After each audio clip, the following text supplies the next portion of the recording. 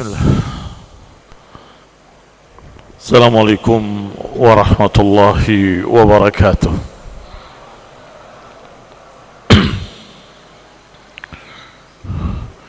Innal hamdalillah nahmaduhu wa nasta'inuhu wa nastaghfiruh wa na'udzu billahi min shururi anfusina ومن سيئات أعمالنا من يهده الله فلا مضل له ومن يضلل فلا هادي له وأشهد أن لا إله إلا الله وحده لا شريك له وأشهد أن محمدًا عبده ورسوله صلى الله عليه وعلى آله وأصحابه والتابعين وتابع التابعين ومن تبعهم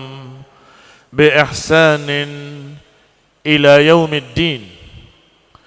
يا أيها الذين آمنوا اتقوا الله حق تقاته ولا تموتن إلا وأنتم مسلمون.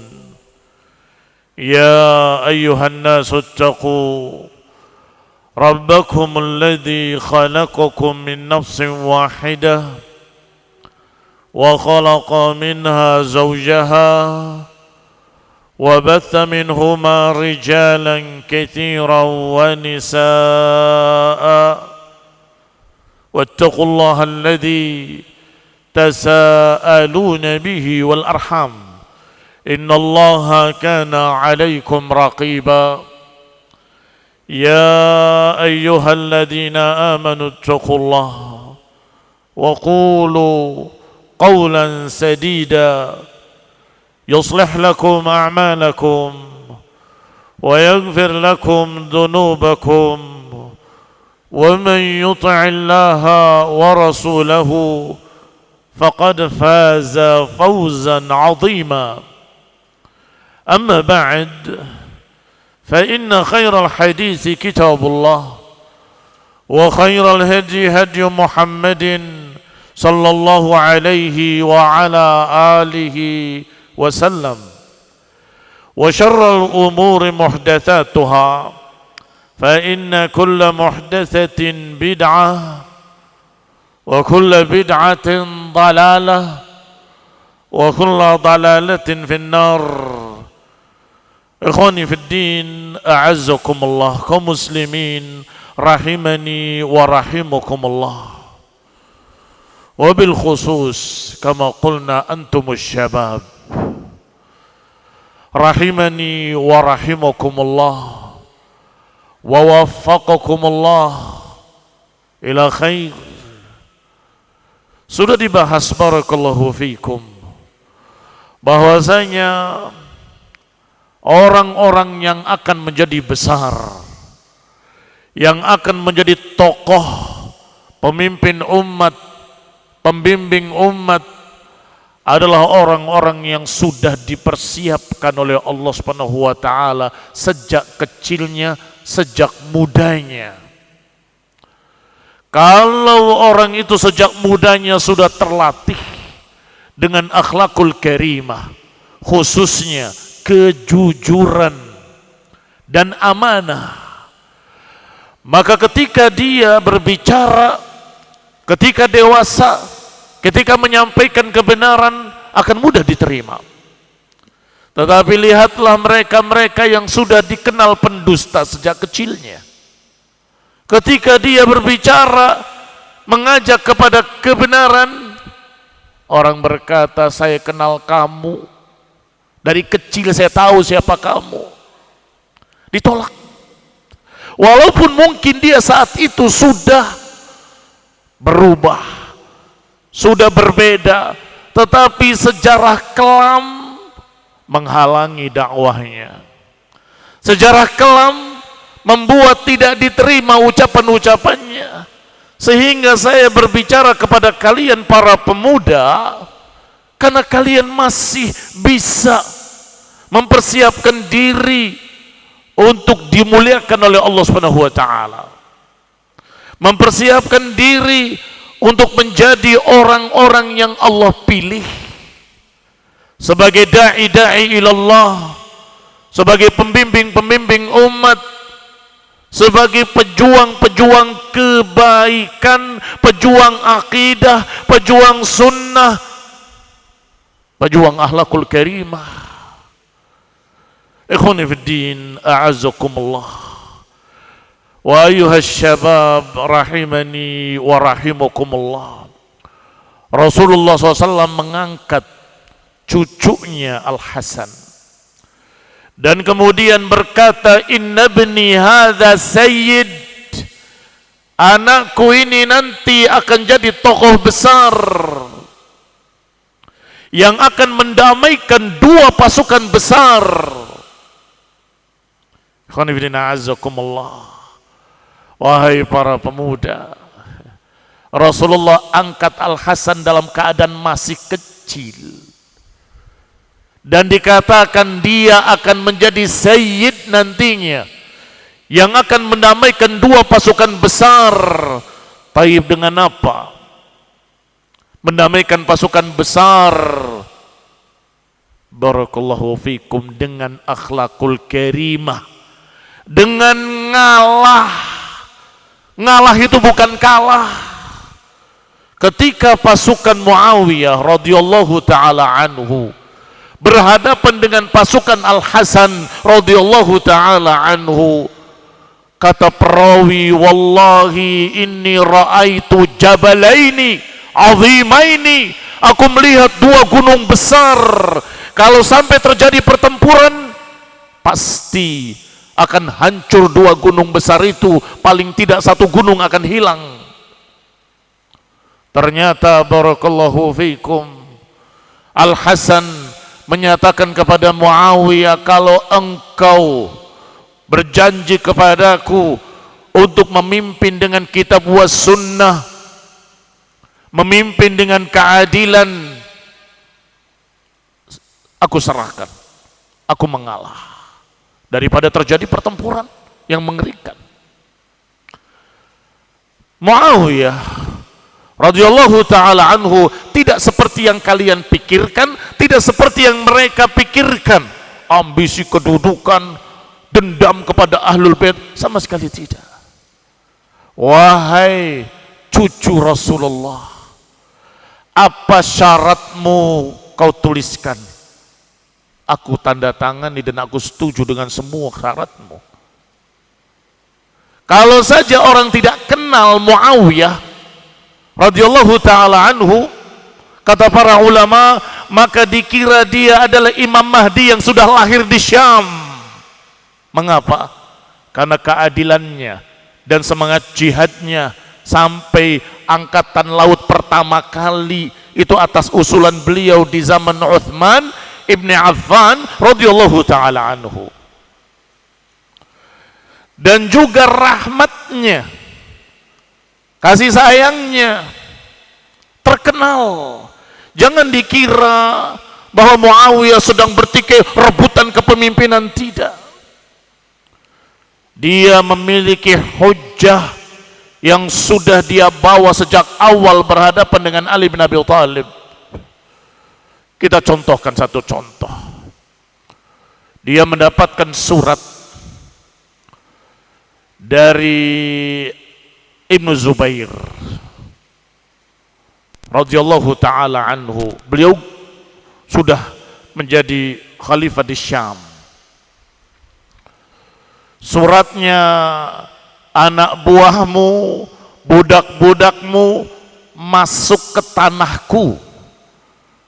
Kalau tidak kau perintahkan mereka untuk keluar, akan ada urusan aku dengan kamu.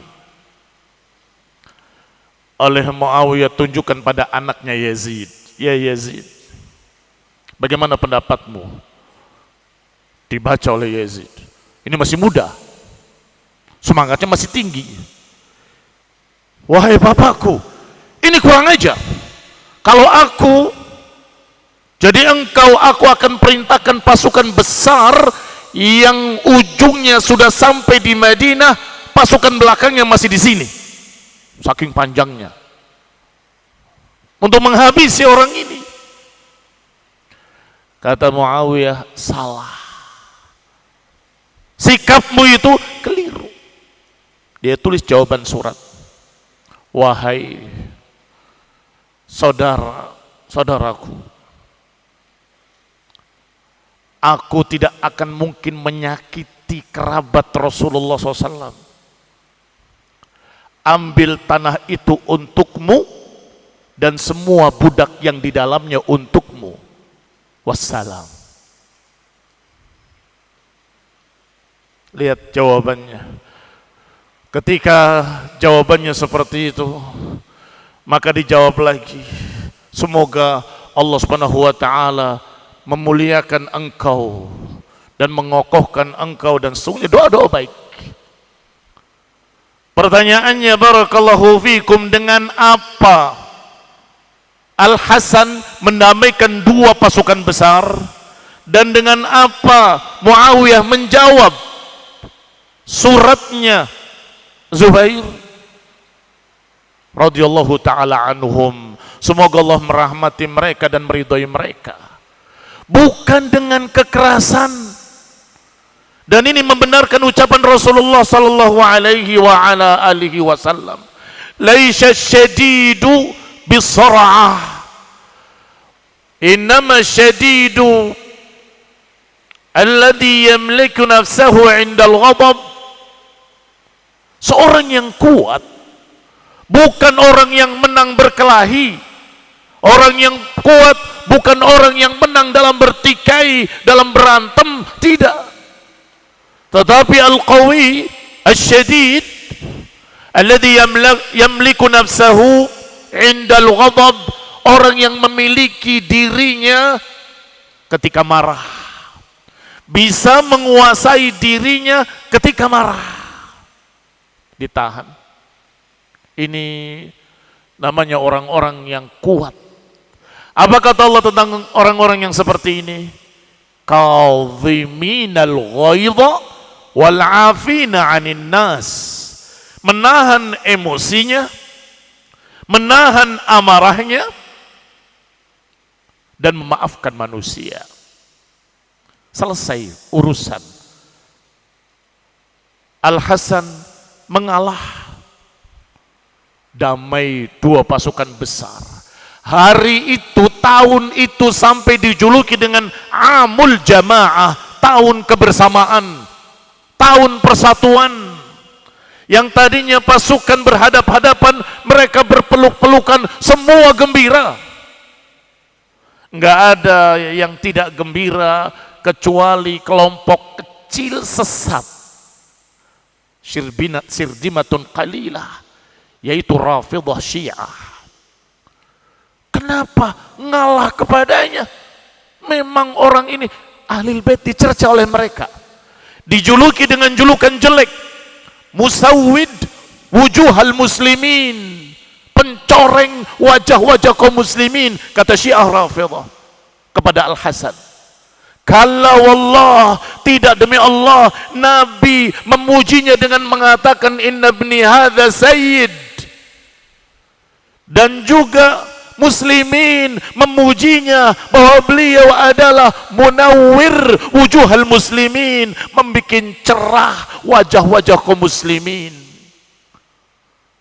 Rawi tadi yang berkata, aku melihat dua gunung besar, kalau sampai terjadi peperangan, naudzubillah, paling tidak korbannya satu gunung. Begitu damai, alhamdulillah, Allah selamatkan kaum muslimin dengan sebab Al-Hasan. Maka beliau dijuluki oleh Nabi dengan Sayyida Syababi Ahlil Jannah. Al-Hasan dan Al-Husain dijuluki dua tokoh pemuda Ahlil Jannah, dua tokoh pemuda ahli surga. Ikhwan ibn a'azakumullah, kaum muslimin rahimani wa rahimakumullah, dan khususnya wahai para pemuda, sikap-sikap tadi terbimbing dengan ilmu. Terbimbing dengan ilmu. Beberapa sahabat tidak ikut bertikai, meninggalkan pertikaian naik ke gunung. Di antara tokohnya adalah Muhammad bin Maslamah radhiyallahu taala anhu, dan juga di antara tokohnya adalah Usama ibn Zaid radhiyallahu taala anhu. Ini tokoh-tokoh yang terbimbing dengan ilmu. Apa alasannya masing-masing bisa selamat dari fitnah-fitnah yang terjadi di akhir-akhir masa para sahabat, para khulafa ar-rasyidin? Karena terbimbing. Muhammad bin Maslamah radhiyallahu taala anhu berkata, aku diberi wasiat oleh Rasulullah SAW, kalau terjadi pertikaian sesama kaum muslimin, di sini pihak muslimin, di sana pihak muslimin, patahkan pedangmu, ganti pedang kayu, naiklah ke gunung-gunung, tinggalkan fitnah, selamat. Taib yang kedua, bagaimana Usama ibn Zaid hibbu Rasulillah ibni hibbi Rasulillah, kecintaan Rasulullah, anaknya kecintaan Rasulullah SAW, yang pernah memimpin pasukan perang dalam keadaan berumur 17 tahun. Seberapa 17 tahun? Kalian di sini kayaknya sudah 20-an tahun. 17 tahun memimpin perang. Ketika Rasulullah SAW akan wafat, masih bertanya, Jais Usama sudah berangkat? Belum ya Rasulullah, karena melihat engkau sakitnya serius berat, suruh berangkat, segera berangkat. Begitu berangkat belum jauh, Rasulullah benar-benar wafat. Kembali lagi pasukan Usama. Sampai singkat cerita, Abu Bakar dibaiat menjadi khalifah. Perintah pertamanya, pasukan Usama berangkat. Berangkatlah pasukan tersebut menuju Syam, dipimpin oleh anak muda, masih belia. Maka mereka, orang-orang di luar sana melihat ternyata dengan wafatnya, dengan meninggalnya pimpinan mereka, kekuatan mereka tidak berkurang, kesolidan mereka tetap kokoh, bahkan yang memimpinnya seorang anak muda. Artinya secara hitungan manusia dia masih panjang lagi. Bagaimana kalau dia sudah 20 tahun? Bagaimana kalau sudah 25 tahun? Bagaimana kalau sudah 30 tahun? Lebih matang lagi, lebih matang lagi, lebih matang lagi. Kalah. Mental mereka langsung kalah. Down. Mengapa? Melihat yang memimpin anak belia muda sudah bisa memimpin. Ikhwan bin a'azakumullah,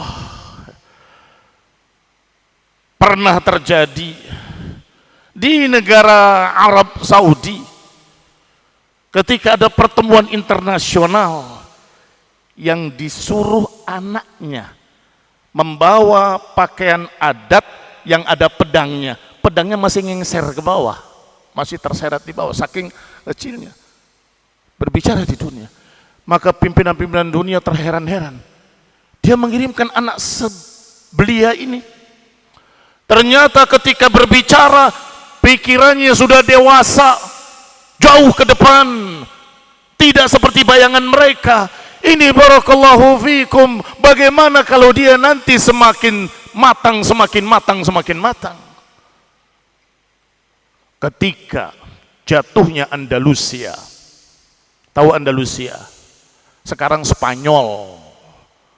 Dulu Andalusia dengan ibu kotanya Cordova atau Cordoba, yang ditaklukkan di zaman Bani Umayyah, di akhir-akhir Bani Umayyah, oleh pimpinan perangnya Tariq ibn Ziyad. Berhasil dia masuk ke Gibraltar, atau sesungguhnya juga itu nama Jabal Tariq, disingkat menjadi Gibraltar.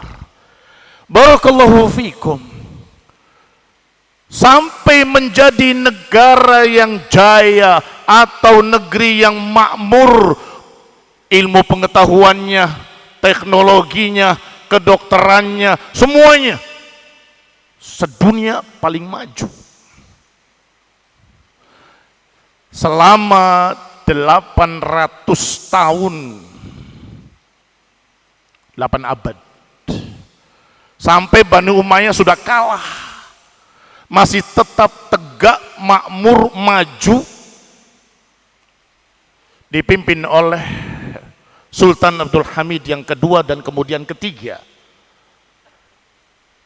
Tiba-tiba runtuh, tiba-tiba kalah. Apa sebabnya? Terjadi peperangan demi peperangan, selalu menang. Sampai di akhir peperangan, kata mereka, kata musuh-musuh di luar sana mengatakan, jangan kalian kirim pasukan, percuma, nggak akan menang. Kirim intelijen saja, 1 atau 2 orang. Lihat bagaimana keadaan mereka. Ternyata Masya Allah, masjid-masjid penuh dengan anak muda, musala-musala penuh dengan anak muda. Mereka ibadah, mereka belajar, mereka ngaji. Intel tadi kembali kepada kaumnya, kalian gak akan bisa menang kecuali kirimkan sesuatu yang bisa melalaikan anak-anak mudanya. Dikirimkan budaya permainan-permainan. Mulai asyik mereka main-main. Mulai asyik mereka para anak muda tadi dengan berbagai macam hura-hura. Dilihat lagi tahun berikutnya, dilihat lagi tahun berikutnya. Ternyata suatu saat dilihat di masjid tidak ada anak muda, semuanya orang tua semua. Sudah tua. Anak mudanya di mana? Di tempat permainan, di tempat-tempat maksiat, di tempat-tempat minum khamr. Sekarang serang. Diserang, habis, kalah. Tidak pernah terdengar lagi hari ini kalimat tersebut Andalusia atau Cordova. Kalau kalian ke Spanyol sana, kalian akan ditunjukkan satu, apa istilahnya tadi? Kalau ke sini kamu harus mendatangi tempat-tempat yang indah di sini gitu kan? Kalau di sana kalian melihat suatu pemandangan yang menarik di sana, yaitu masjid gereja. Gereja, tapi bangunannya bangunan masjid, persis bangunan masjid. Memang tadinya masjid terbesar di Andalusia, sekarang jadi gereja. Bagi sebagian orang hiburan, melihat-lihat sejarah. Bagi kaum muslimin menyakitkan, melelehkan air mata. Ikhwan fillah, azakumullah, silahkan baca sejarah Andalusia. Apa sebab runtuhnya Andalus? Satu, penyimpangan-penyimpangan ketika mereka sudah berubah dari ahli ibadah kepada ahli la'ib wal laghu, permainan yang sia-sia. Yang kedua, at-taraf, bermegah-megahan. Penguasanya, rakyatnya yang dipikirkan hanya bermegah-megahan dengan dunia. Yang ketiga, at-tanazu' bainahum, pertikaian yang terjadi di tengah mereka. Yang keempat, taqa'as al-ulama. Taqa'as itu malas, mundur, bosen untuk ngajar. Mau ngapain jadi ustadz? Gajinya kecil, nggak dapat untung apa-apa, dimusuhin lagi sama orang. Kalau dibilang haram, marah. Akhirnya taqa'as ahlul ilmi, orang-orang berilmunya malas mengajar, dan runtuhlah Andalusia pada tahun 1492.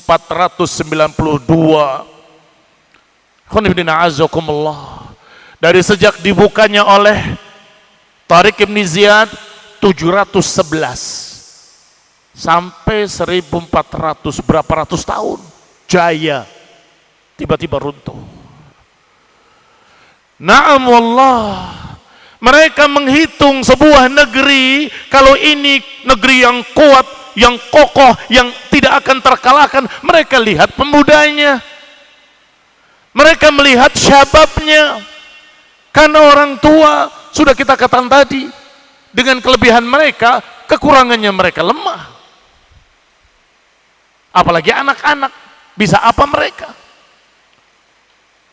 Tetapi ketika dilihat pemudanya tidak memiliki potensi, mandul, tidak memiliki andil dalam membantu negaranya, dalam menegakkan negerinya, dalam memakmurkan bangsanya, dalam membela, maka orang-orang ini barakallahu fikum, maaf saya pakai kata la yanfa, tidak bermanfaat, pengangguran, ngerepotkan orang-orang tua. Barakallahu fikum. Contoh berikutnya, Allah subhanahu wa ta'ala mencontohkan kisah Ashabul Ukhdud. Qutila Ashabul Ukhdud an-nari dhatil waqud idhum 'alaiha qu'ud wa hum 'ala ma yaf'aluna bil mu'minina syuhud. Ila akhiril ayat. Tentang apa itu? Hadisnya sahih dalam riwayat Muslim dari sahabat Suhaib radhiyallahu taala anhu, menceritakan bahwa Ashabul Ukhdud ini dulunya dikuasai oleh seorang raja. Raja itu memiliki kader anak muda.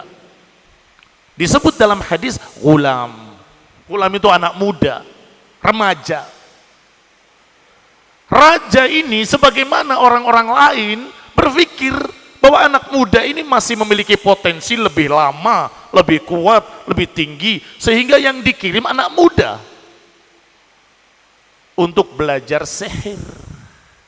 Ternyata di perjalanan anak muda ini bertemu dengan seorang ahli ibadah yang bertauhid pada Allah Subhanahu wa taala, akhirnya belajar tauhid. Sampai di tukang sihir dimarahi, dipukul segala macam karena terlambat. Maka dia diajarkan untuk begini saja.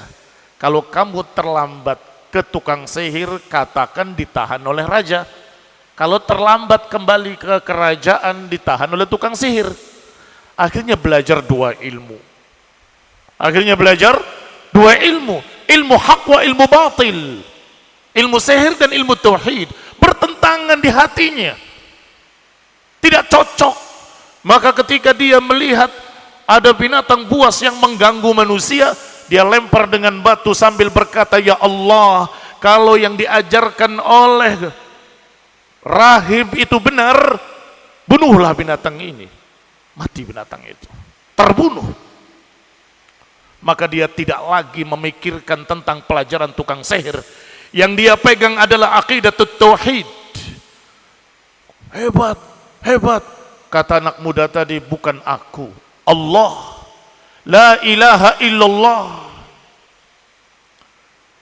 Mulai orang-orang berdatangan ingin disembuhkan, dia jawab, aku tidak bisa menyembuhkan. Allah subhanahu wa ta'ala yang menyembuhkan. Maka berimanlah mereka kepada Allah, 1, 2, sampai sekian banyak orang. Salah satunya orang yang dekat dengan raja, buta. Aku punya harta banyak, wahai anak muda. Sembuhkan aku akan berikan harta ini semuanya untukmu, agar aku bisa melihat kembali. Dijawab sama, tidak, aku tidak bisa menyembuhkan. Allah lah asy-syafi, Allah lah yang menyembuhkan. Kalau engkau mau beriman pada Allah dan tidak beriman pada yang lainnya, la ilaha illallah, aku akan sembuhkan, akan doakan, didoakan. Maka masuk Islamlah dia. Bertemu raja-raja terheran-heran, engkau bisa melihat kembali? Engkau sudah tidak buta. Dari mana? Anak muda itu mendoakan aku kepada Allah, dan tidak ada ilah kecuali Allah. Terkejutnya raja bukan main, seperti terkena petir. Dia aku yang mengajarkan sihir, kenapa dia mengajarkan akidah, mengajarkan tauhid? Aku yang memimpin mereka, akulah Tuhan mereka. Dia ingin dibunuh oleh raja, tenggelamkan di laut. Dibawa ke lautan, ternyata terkena badai, semuanya tenggelam kecuali anak muda tadi. Kembali, wahai Tuan Raja, Allah menyelamatkan aku. Kata raja, tidak bisa. Wahai pengawal, bunuh dia, lemparkan dari gunung yang tinggi. Dibawa ke atas gunung. Ternyata goncang gunung itu, mereka semua binasa kecuali anak muda tadi. Kembali kepada raja dan berkata kepadanya, Allah menyelamatkan aku. Aku sudah bilang, engkau nggak akan bisa membunuhku kecuali dengan nama Allah. Sampai dengan segala macam cara tidak bisa membunuhnya, maka raja tadi berkata, bagaimana membunuhmu? Ucapkan bismi rabbil ghulam, dengan nama Allah Tuhannya pemuda ini. Panah di pelipisku, niscaya aku akan mati dengan izin Allah. Karena sudah kehabisan akal, raja tadi menuruti, dikumpulkan manusia, dan dia panah anak muda tadi, bismi rabbi hadzal ghulam, demi Allah Tuhannya anak muda ini. Dipanah, pelipisnya terbunuh dengan izin Allah. Tidak sia-sia. Begitu terbunuh, semua orang berkata, amanna bi rabbi hadzal ghulam, kami beriman dengan Allah Rabbnya anak muda ini. Beriman semuanya, tambah kewalahan. Maka raja tadi menggali parit-parit, dinyalakan api, kemudian siapa yang beriman kepada Allah akan aku bakar di parit-parit ini. Siapa yang beriman kepadaku akan aku selamatkan. Tidak bisa goyah iman mereka. Semuanya dimasukkan ke dalam api, ke dalam ukhdud, sehingga Allah berkata, qutila ashabul ukhdud, celaka pembuat parit-parit itu, yang mereka menyalakan api di dalamnya, kemudian mereka duduk-duduk di sekitarnya. Fama naqamu minhum illa an yu'minu billahil azizil hamid. Mereka tidak menyiksanya, mereka tidak membakarnya, kecuali karena beriman kepada Allah Subhanahu wa taala Al-Azizil Hamid. Asyahid, barakallahu fikum, anak muda yang jadi kader, anak muda yang dipilih oleh raja tadi, anak muda yang ternyata menjadikan satu negeri beriman, anak muda yang rela untuk berkorban untuk Allah Subhanahu wa taala, yang rela berjuang dengan pengorbanan. Ikhwan fillah, a'azzakumullah kaum muslimin rahimani wa rahimakumullah. Contoh lainnya, sahabat yang mulia Abdullah ibni Amr ibni al-As radhiyallahu taala anhuma, semoga Allah meridhai beliau dan bapaknya, dua-duanya sahabat. Seorang anak muda mencatat semua ucapan Nabi, mencatat semua ucapan Nabi. Kemudian ada yang melarang, ataktubu kulla syai'in sami'tahu min Rasulillah wa Rasulullahi bashar yatakallam fi ghadabin wa ridha. Apa kau catat semua ucapan Nabi? Padahal dia manusia, kadang-kadang berbicara marah, kadang-kadang ridho. Kamu catat semua? Iya. Maka dia lapor kepada Rasulullah, ya Rasulullah, aku catat semua ucapanmu, fanahatni Quraisy. Quraisy melarangku, mengatakan bahwa aku mencatat semuanya, padahal engkau kadang marah, kadang ridho dalam berbicara. Fa'awma'a bi asbu'ihi ila fihi wa qala uktub walladhi nafsi biyadih. Dia berkata sallallahu alaihi wa ala alihi wasallam, sambil mengisyaratkan dengan jarinya ke mulutnya, tulis. Ma kharaja minhu illa haq. Tidak keluar dari mulutku kecuali hak. Yang pertama, kisah ini menunjukkan dalil bahwa di sejak zaman sahabat masih hidup ada yang mencatat ilmu. Sehingga orientalis yang bilang bahwa hadis ditulis setelah 200 tahun, kadzab, mereka berdusta. Sejak Rasulullah masih hidup, sejak para sahabat masih hidup, ada yang mencatat. Siapa? Seorang anak muda yang semangat thalibul ilmi, dan beliau di rumahnya ada lembaran-lembaran tinggi penuh dengan catatan-catatan, dikasih nama As-Sadiqah, diberi nama As-Sadiqah, dan diakui oleh orang-orang para sahabat yang lainnya termasuk Abu Hurairah radhiyallahu taala anhu fi sahih. Dalam riwayat yang sahih, Abu Hurairah berkata, la ahad aktsaru haditsan minni illa ma kana 'inda Abdullah bin Amr bin Al-As li'annahu kana yaktub wa la aktub. Enggak ada yang lebih banyak hadisnya daripada aku kecuali apa yang ada pada Abdullah bin Amr bin Al-As, karena beliau mencatat, aku tidak mencatat. Abu Hurairah mencatat, tetapi setelah Rasulullah SAW wafat, catatannya dijuluki dengan As-Sahihah, yang tadi dijuluki As-Sadiqah. Begitu ada yang datang ke rumah beliau, melihat catatan-catatan tadi, tumpukan-tumpukan lembaran. Ya Abdullah, ma hadihi? Apa ini? Hadihi kullu ma sami'athu udunaya min Rasulillah SAW wa laysa baini wa bainahu ahad. Ini apa yang didengar oleh dua telingaku dari Nabi SAW, dan tidak ada seorang pun yang tahu, karena Nabi menyatakan dengan isyarat di mulutnya, tulislah, tidak keluar dari sini kecuali hak. Mengapa kok harus disembunyikan? Karena barakallahu fikum, khawatir tercampur antara Al-Quran dengan hadis, sehingga yang lain Rasulullah SAW larang, jangan tulis dariku kecuali Quran. Wa man yaktub ghairul Quran falyamhu. Siapa yang menulis selain Quran, hapuslah. Kecuali Abdullah bin Amr bin As. Tulis, kata Nabi, tulislah. Sehingga terpisah antara hadis dengan ayat. Ikhwan fillah a'azzakumullah, kaum muslimin rahimani wa rahimakumullah. Ini barakallahu fikum perlunya menyampaikan informasi dari orang tua pada anak muda. Mengapa? Karena kalian belum mengalami bagaimana masa tua. Dalam sebuah syair dikatakan, ya laita syabab ya'udu yawman fa ukhbiruhu bima fa'alal masyibu. Duhai kiranya masa muda bisa kembali sebentar saja, aku akan kabarkan kepadanya apa yang terjadi di masa tua.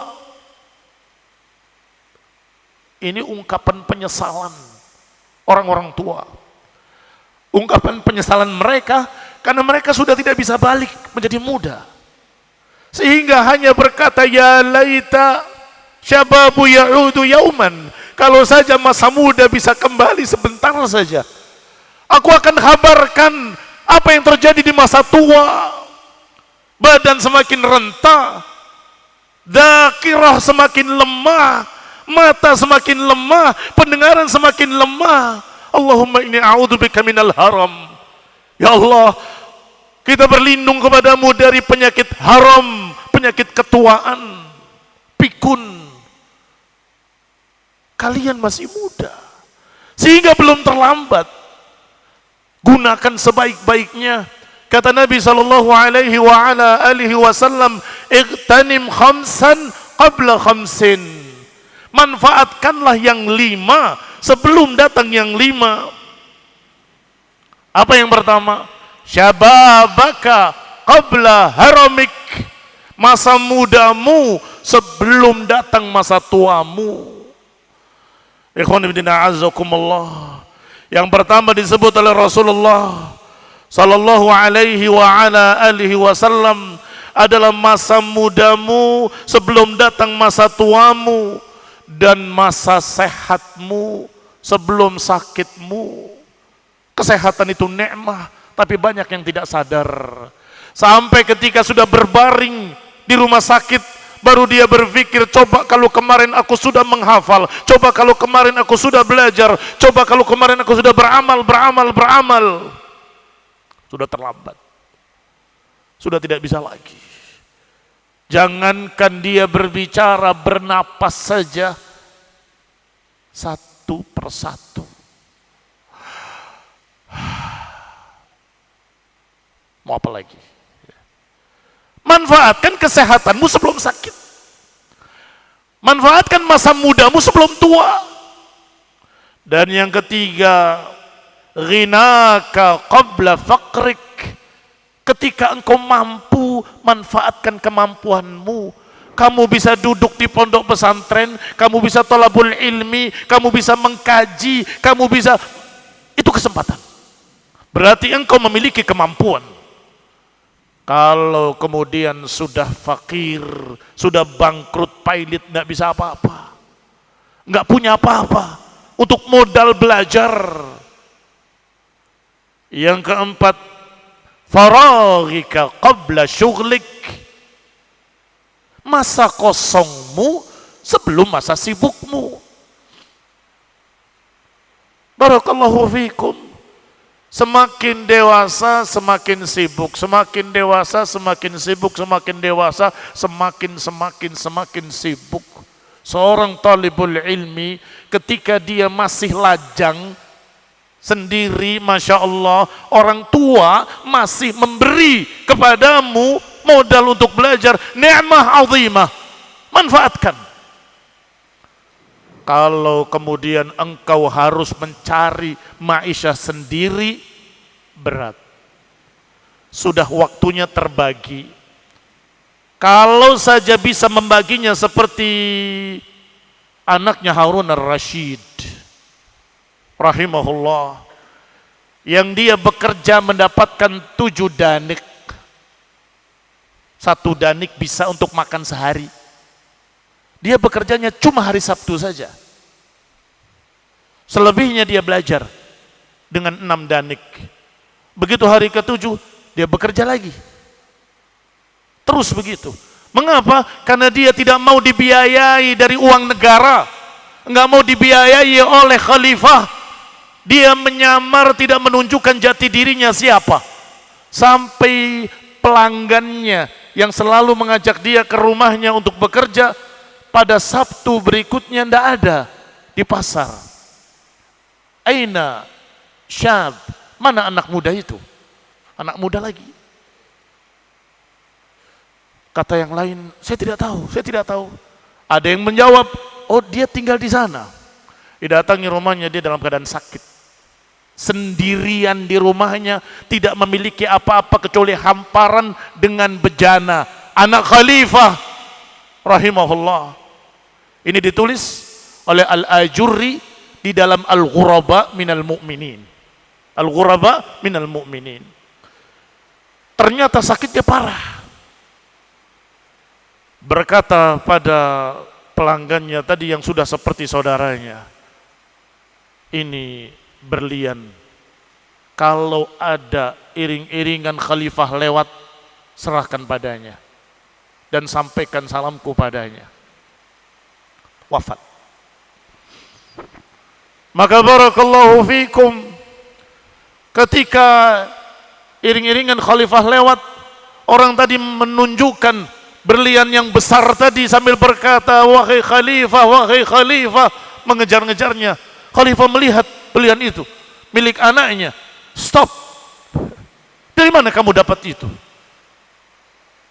Dari si fulan, diceritakan begini-begini dan dia telah wafat.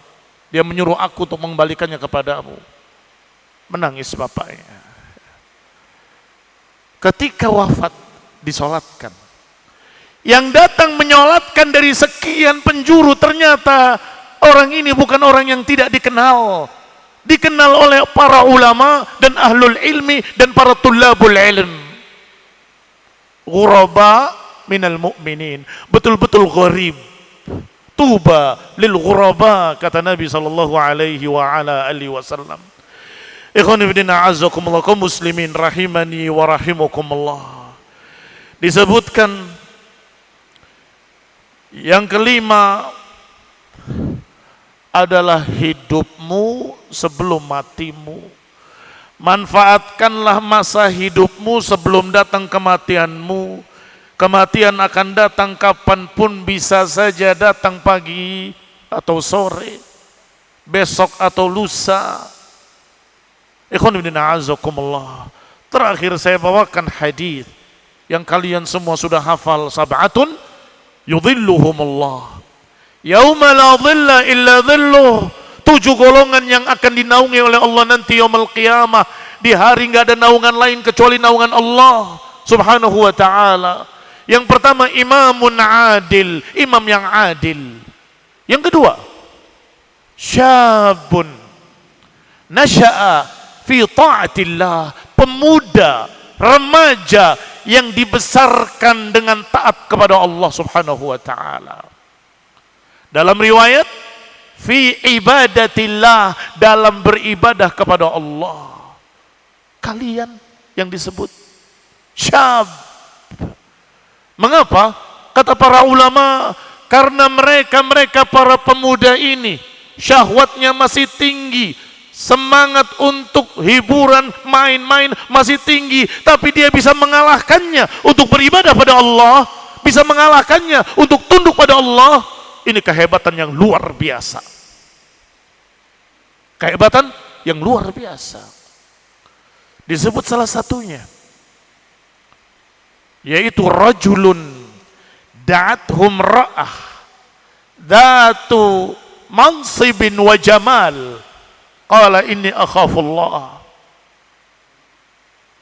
Seorang laki-laki yang digoda oleh wanita yang memiliki kecantikan dan kedudukan, tetapi dia berkata, inni akhafullah, aku takut kepada Allah subhanahu wa ta'ala. Orang yang bisa menundukkan syahwatnya. Ini barakallahu fikum, di antara kelemahan anak muda. Kelebihan sudah saya bahas. Kelemahan anak muda, syahwatnya masih tinggi. Dan juga barakallahu fikum, emosinya masih tinggi. Tetapi kalau dia bisa menahan emosinya dan menahan syahwatnya, itulah yang akan yudhilluhumullah yauma la dhilla illa dhilluh. Dia kalahkan hawa nafsunya dengan taat kepada Allah. Dia kalahkan syahwatnya dengan taat kepada Allah. Syabun nasya'a fi ta'atillah. Terus solusinya bagaimana untuk mengatasi syahwat? Kata Nabi, ya masyarakat syabab, wahai para pemuda, man istata'a minkumul ba'ata falyatazawwaj, wahai para pemuda, siapa di antara kalian yang mampu maka menikahlah. Faman lam yastati' fa alaihi bis-shaum, siapa yang tidak mampu maka atasnya untuk berpuasa. Bukan saya nyuruh kalian menikah, bukan, kalian belum mampu, masih dari orang tua, uang sakumu, iya kan? Yang keduanya, karena kalian belum mampu, karena kalian masih dibiayai oleh orang tuamu, maka yang kedua, fa'alaihi bis-shaum, hendaklah kalian berpuasa. Fa innahu lahu wija, namanya puasa wija, puasa untuk menundukkan syahwat, puasa untuk menahan syahwatnya yang tinggi.